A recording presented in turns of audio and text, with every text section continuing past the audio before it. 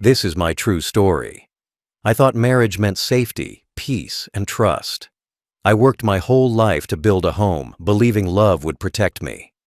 But one night, that love turned into a trap. My wife looked at me with empty eyes and locked the basement door behind me. I screamed, pounded, begged, but no one heard. The house I built became my prison. I thought I'd never see the light again. But 1 week later, something happened that no one expected. Before I tell you, say where you're watching from and what time it is. And please subscribe so more people hear my story. I married her when life felt steady. We were young once, full of hope, full of plans. I believed she was my peace after years of struggle. Together we built a home, brick by brick, paycheck by paycheck. I painted the walls myself, planted the garden, fixed the roof every time the wind tore it off.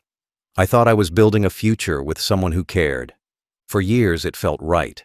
We laughed, cooked, shared dreams. She called me her strength. I called her my home. But somewhere along the way, something changed. Quietly, slowly, like wood rotting beneath paint. Her voice started to sound different, sharp, cold. Every sentence became an order. Every look carried judgment. She began to treat small mistakes like crimes, a forgotten bill, a missed call, an empty coffee jar. Each one became a reason for silence or rage.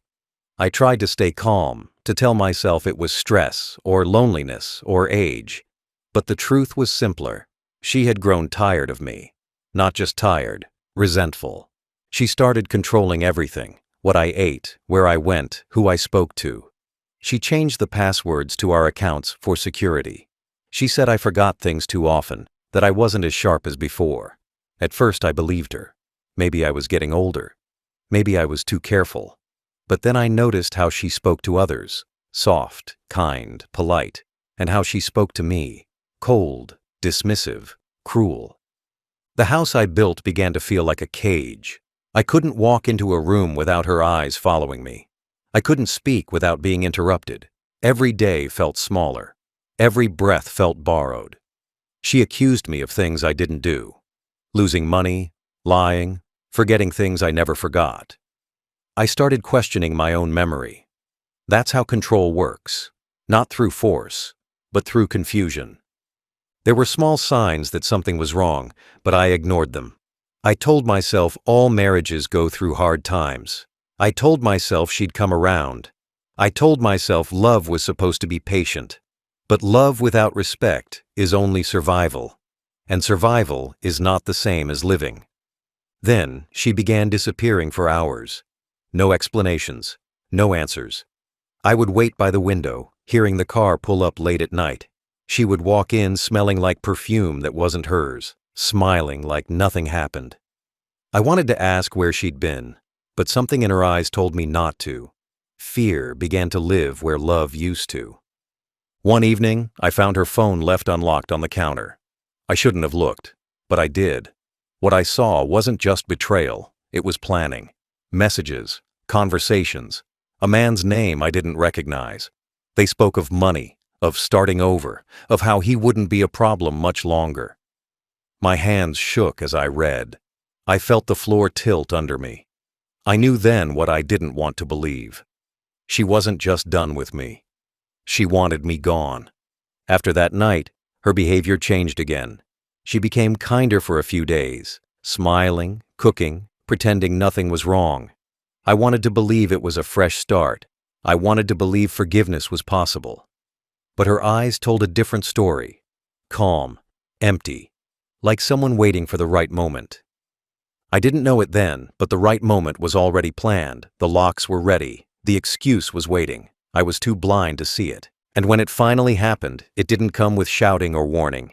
It came quietly, like a door closing for the last time. It started like any other morning. The light came through the kitchen window, soft and normal, as if the world didn't know what was about to happen. She stood by the counter with her coffee, scrolling on her phone.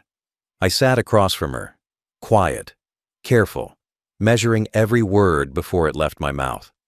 There was tension in the air, the kind that doesn't make sound but fills the room like smoke. I asked about a payment we had missed. That was my mistake. Her face changed in a second. sharp, angry, as if the question itself was an insult. She slammed her cup down and started shouting. Words that didn't fit the moment. Words full of hate. She said I was useless, that I had become dead weight, that she was tired of cleaning up after me. I tried to speak, to calm her down, but the louder she got, the smaller I became. I took a step back, and in that small movement, everything shifted. She grabbed a plate and threw it. It hit the wall near my head and shattered. The sound echoed through the house, sharp and final. Before I could move, she came closer, her face twisted with something I'd never seen in her before. Not anger, not frustration, but something colder. There was no hesitation in her hands. She pushed me hard. My back hit the basement door. It flew open.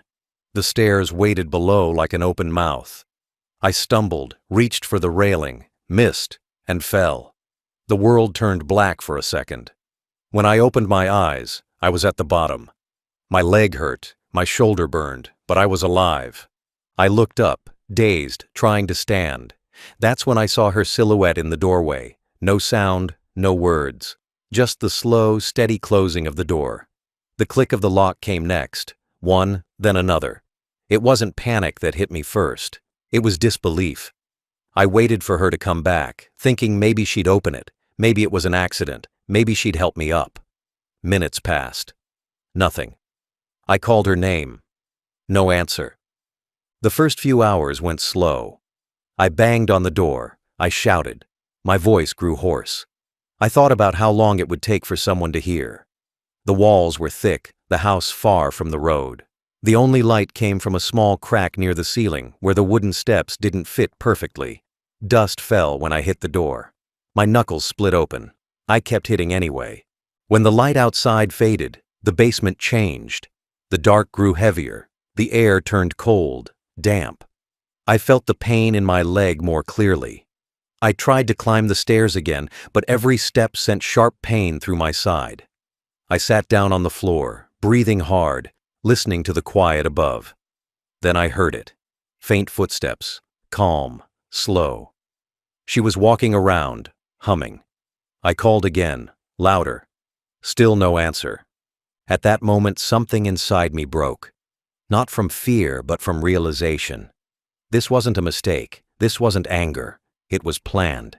She had wanted me out of sight, out of mind. I sat there in the dark, surrounded by the same walls I once painted myself, feeling like a ghost in my own home. Time lost meaning. I counted the drops of water that fell from the old pipe in the corner. I counted my breaths. I slept in short bursts, waking up to silence that never changed.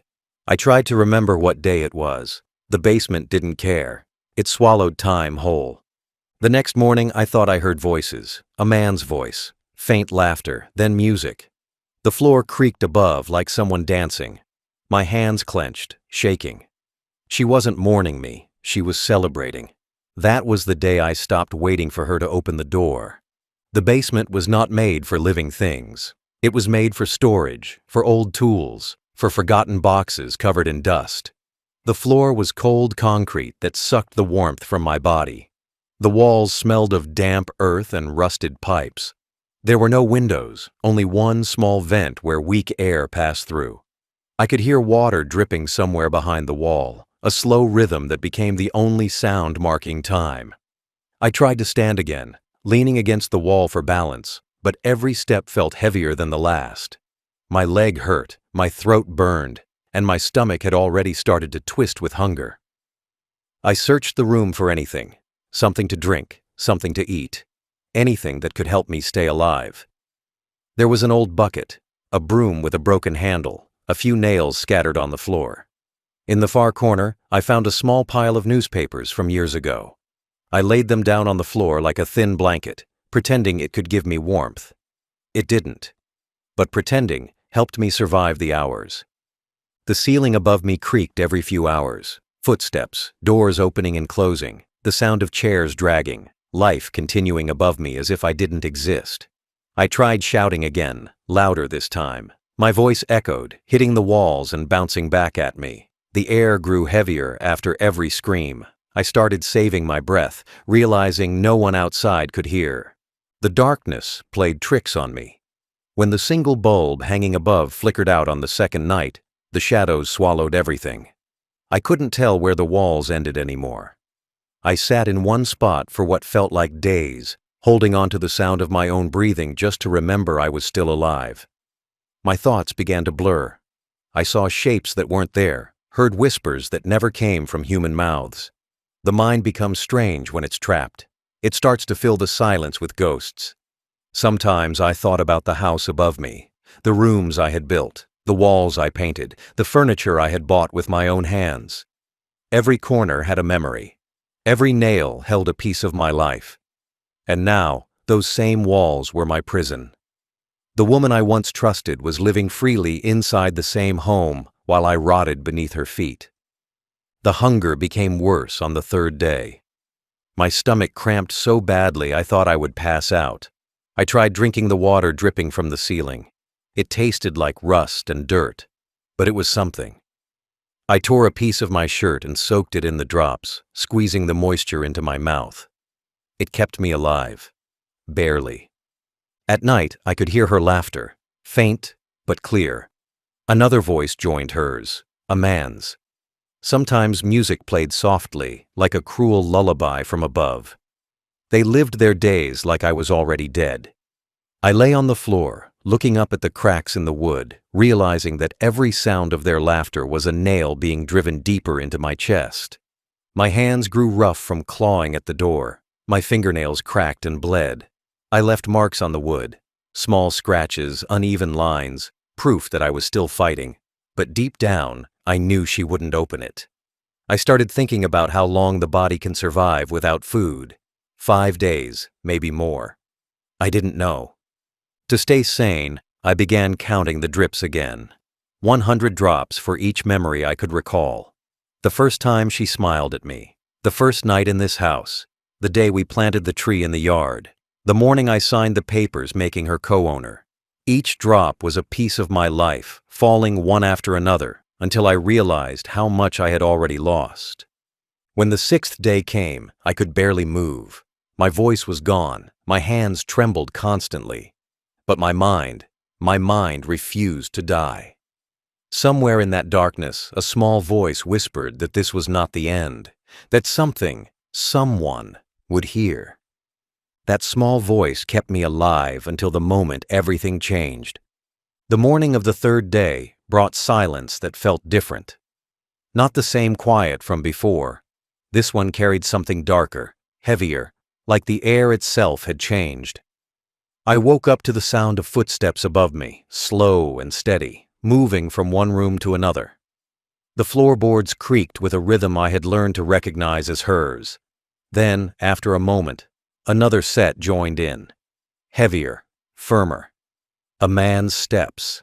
They moved together. My heart sank. I sat up slowly, ignoring the ache in my body. I pressed my ear against the wooden beam above my head. The sound of laughter drifted down. It was faint at first, then clearer, sharper.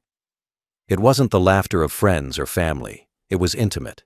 The kind of laughter that comes when two people share a secret they think no one will ever discover. I froze. My breath caught in my chest.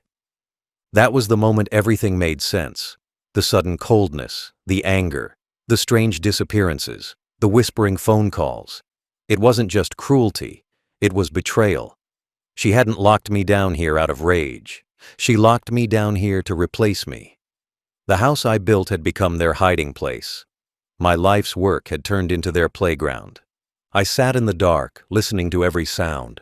The scraping of a chair, the clinking of glasses, the faint murmur of a television. Then her voice, light and happy, a tone I hadn't heard in years. It cut deeper than any insult she'd ever thrown. My hands clenched into fists, but there was nothing to hit except the air. I was trapped under the weight of my own roof, while another man sat in my chair, drank from my cup, slept in my bed. The worst part wasn't the hunger anymore. It wasn't the pain. It was the realization that I had become invisible in my own life. That somewhere between love and loyalty, I had been erased. She had chosen comfort over conscience, pleasure over decency, And I had given her everything, every ounce of strength, every dollar, every piece of trust. I wanted to scream, but I didn't. I couldn't waste the energy. Instead, I listened. I counted every footstep, every word, every laugh. I built a map in my head of where they walked, where they sat, where they slept. My body was weak, but my mind grew sharper with every sound. Pain has a strange way of sharpening memory. It makes everything clearer.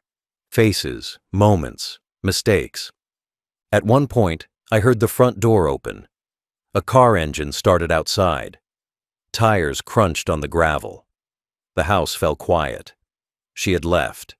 He had left. For the first time in days, there was nothing above me but silence. I dragged myself toward the old heater in the corner, the same one I installed decades ago. I had hidden something behind it years earlier, a small phone I kept there during renovations. I never told her. I never thought I'd need it. It was covered in dust, the battery half dead. My hands trembled as I turned it on.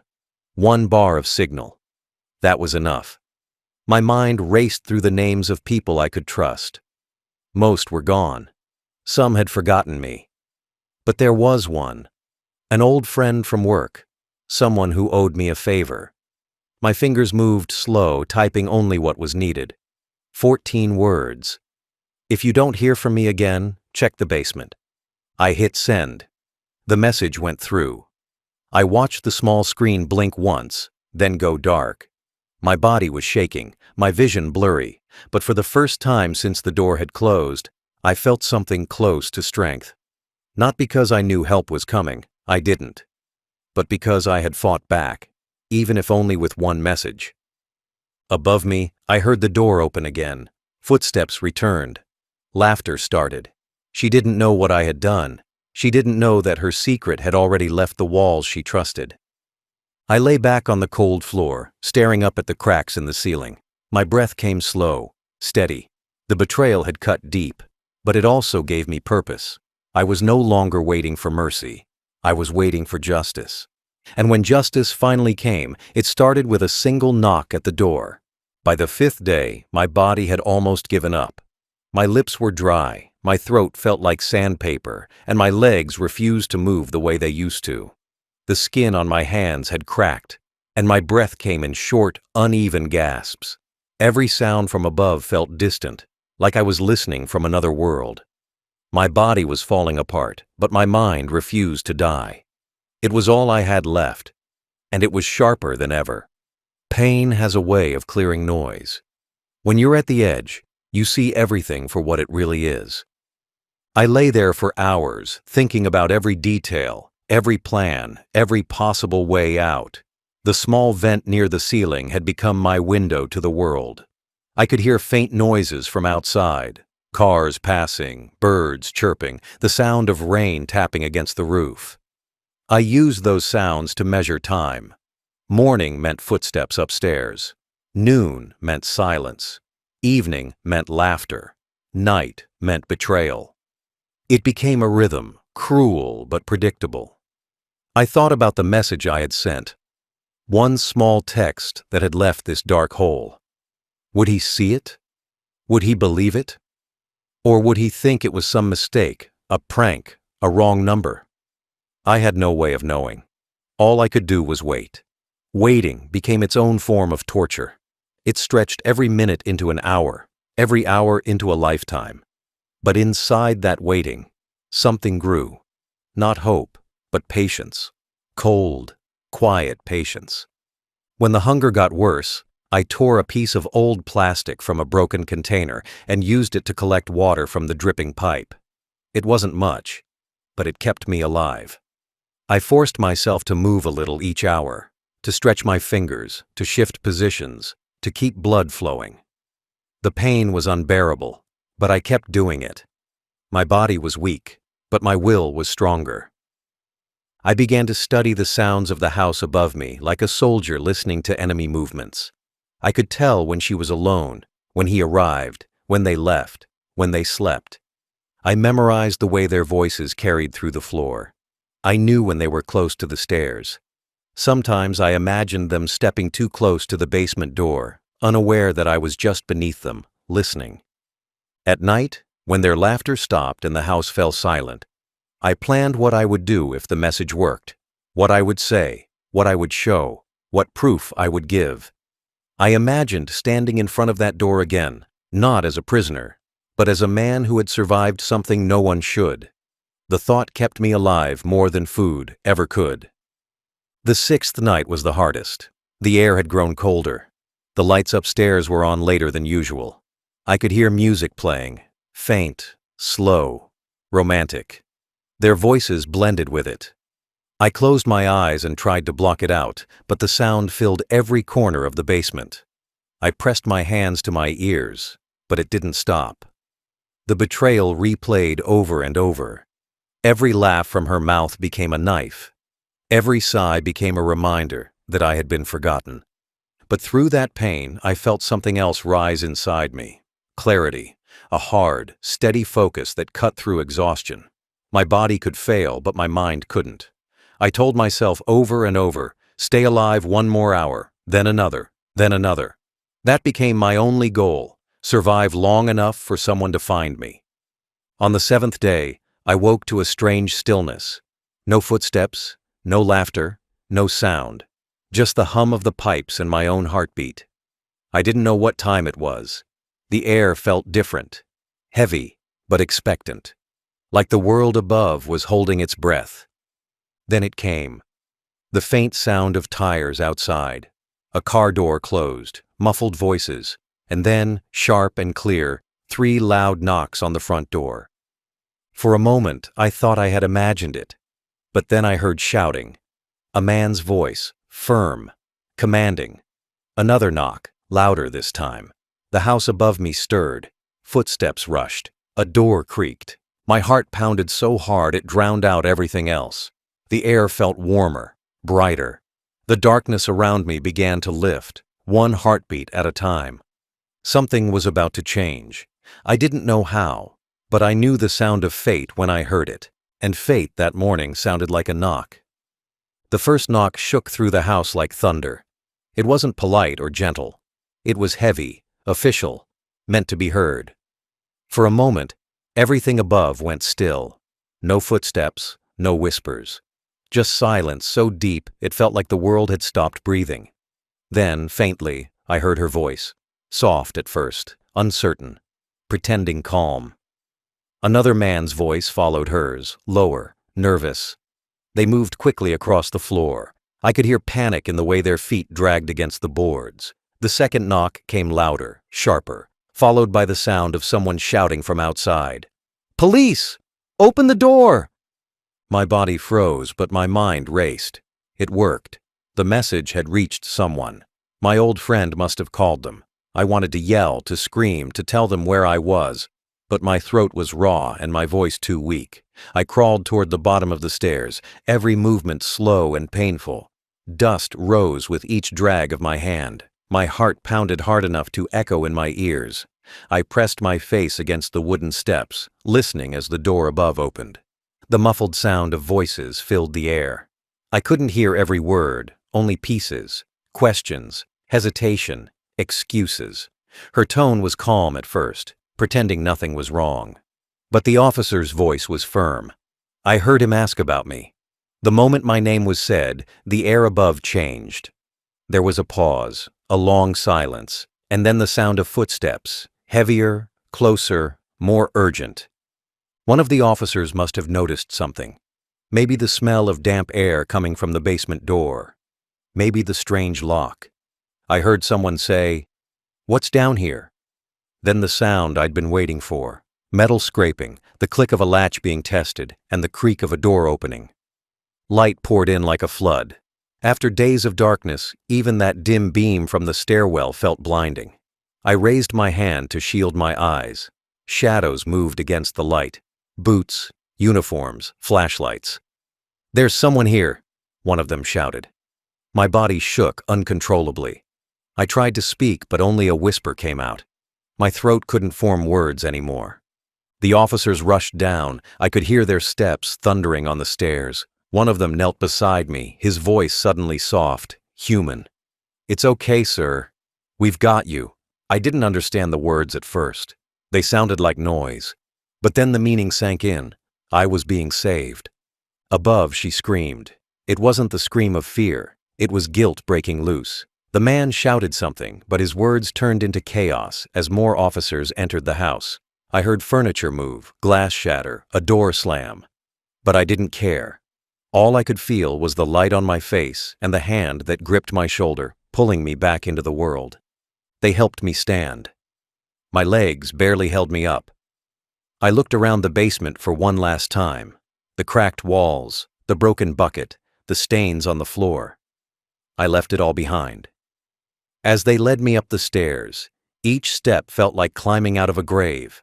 My eyes stung, not from tears, but from the sudden brightness.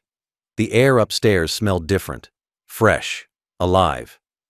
When I reached the top, I saw her.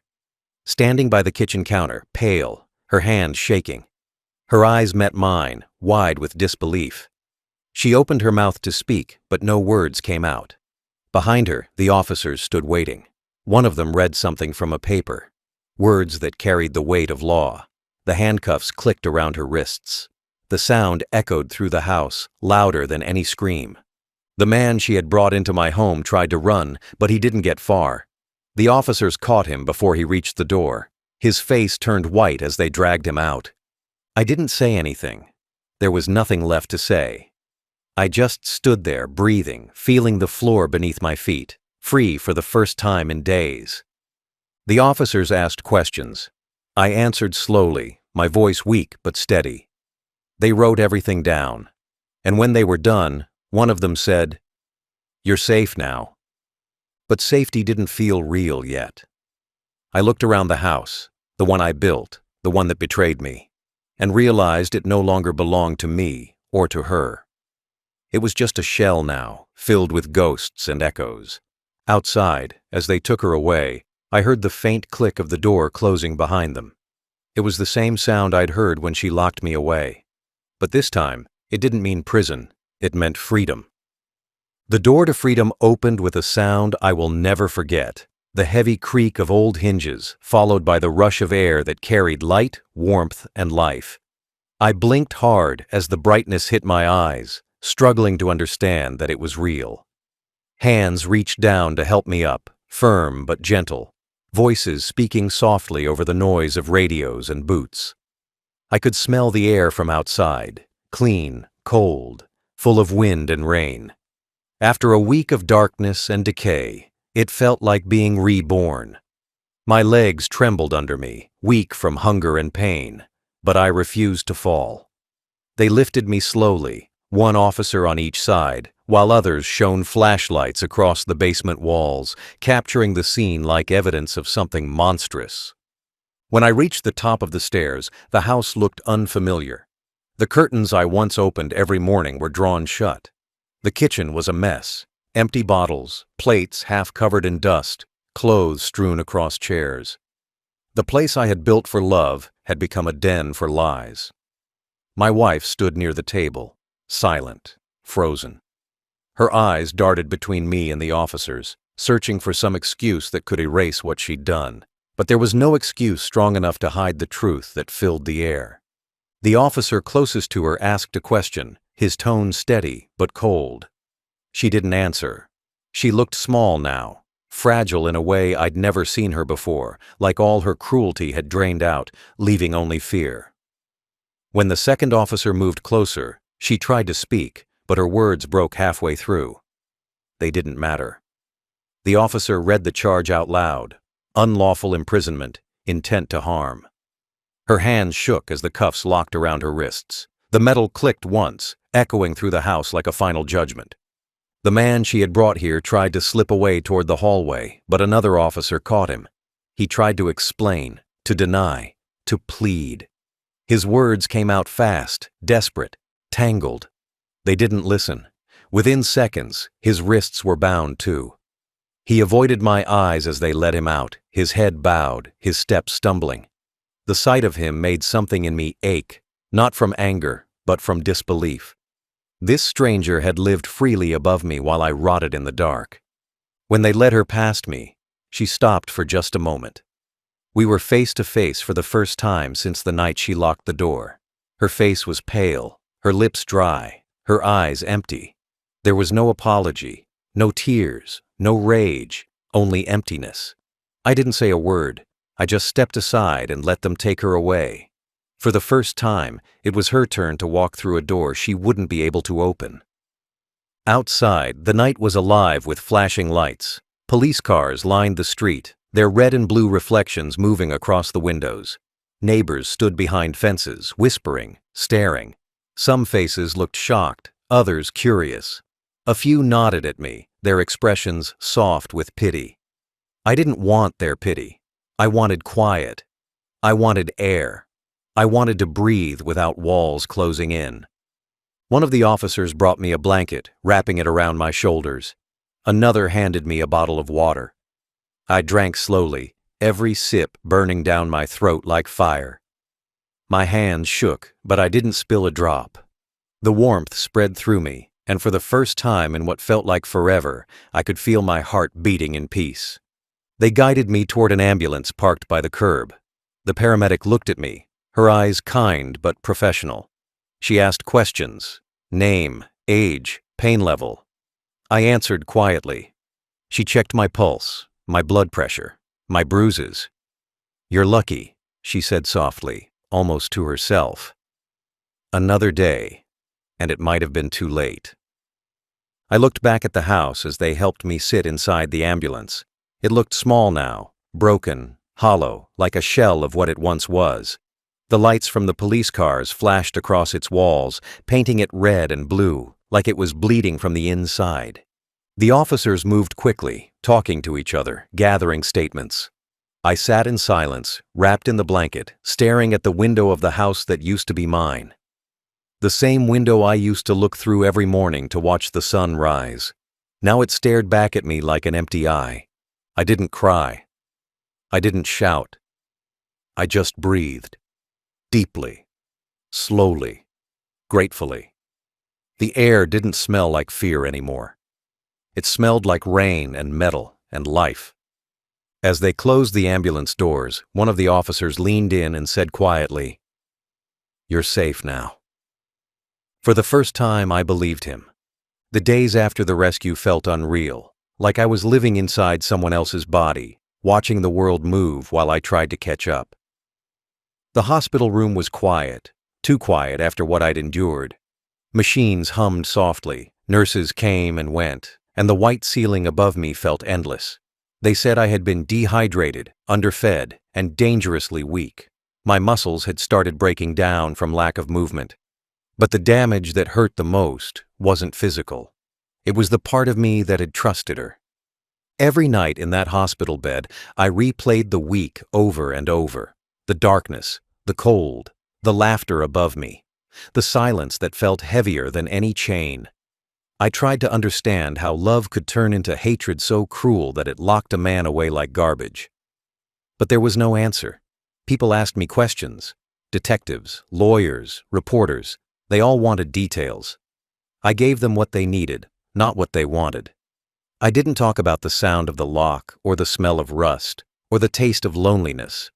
Some things are too small and too deep to ever be written in a report. When I was discharged, an officer came to drive me back into town. The streets felt different, smaller, sharper. I didn't go to the house. I couldn't. It was sealed off, wrapped in yellow tape, labeled as evidence. I stood outside for a long time anyway.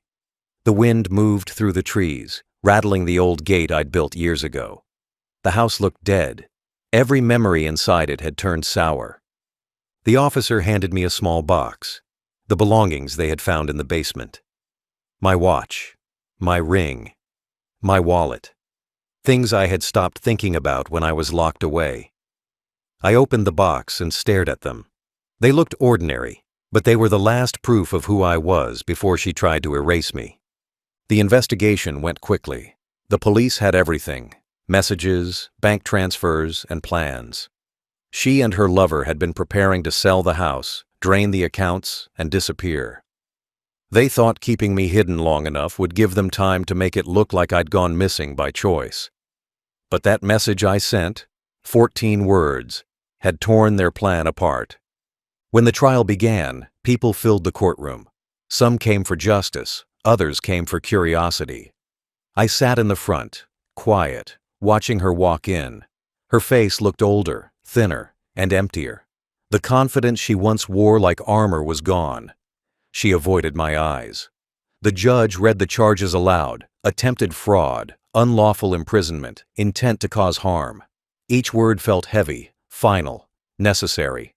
She tried to speak once, to say she didn't mean for it to go that far. But the truth was already written in her actions. You can't accidentally lock someone away for 7 days. You can't accidentally starve someone and laugh above their cries. The court didn't need my anger. The facts spoke louder than pain ever could. When the verdict came, the room went silent. Guilty on all counts. The sentence was long. Not long enough to erase what she'd done, but enough to make sure she'd never hurt anyone again. As they led her away, she turned once, her eyes meeting mine. There was no hate left between us, only something emptier, something colder than hate. Afterward, people treated me differently.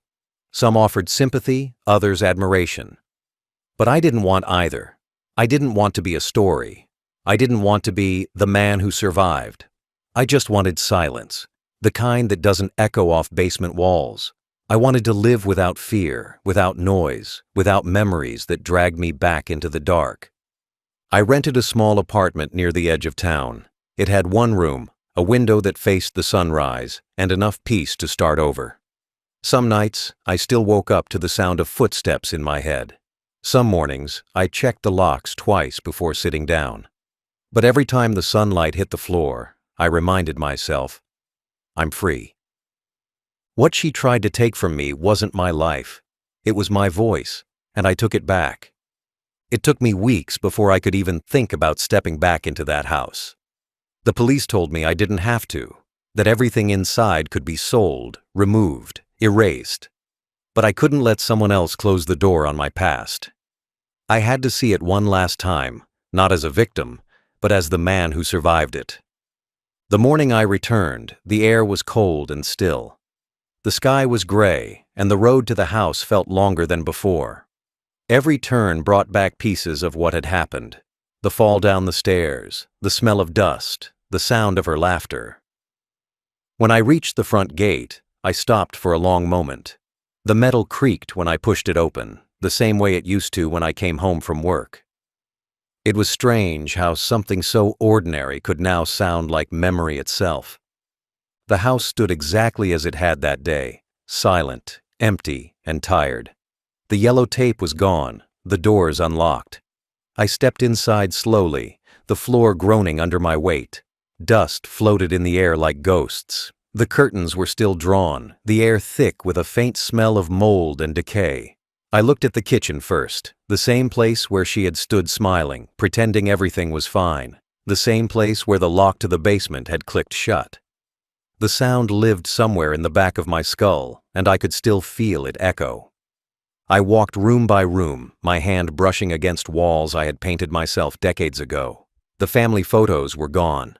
The laughter that once filled the rooms had been replaced by the kind of silence that only tragedy can leave behind. I didn't touch anything. I just looked. The chair by the window, the table where we used to eat dinner, the stairs leading down to the basement. That last one stopped me in my tracks. I stood there, staring at the door that had been my prison.